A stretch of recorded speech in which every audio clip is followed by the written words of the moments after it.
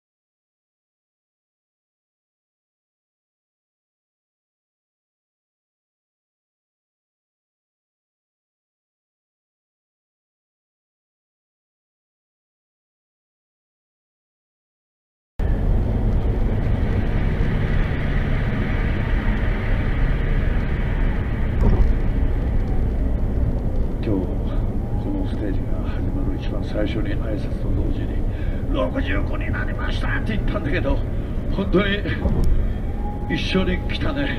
本当に一緒に。おもろいなトラックは。これでもドカンか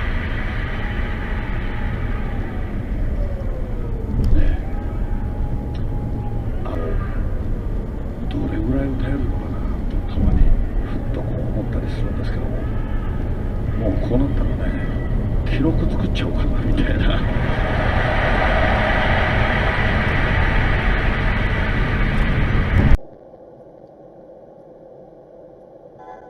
この先一般道警察署があります。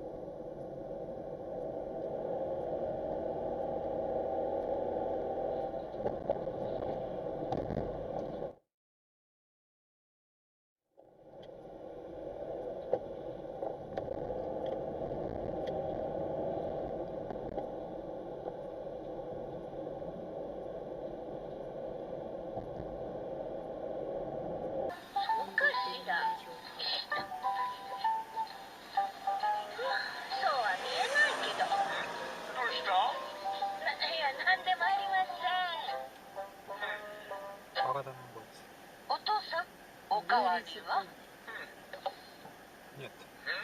父さん。なんだ？あんまり母さんを困らせないでね。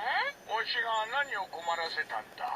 昨日は御前様だったんでしょ？お前たちにとやかく言われる筋合いはない。すごいね、バックしたりしたね。悪いと思ってるはずだよ。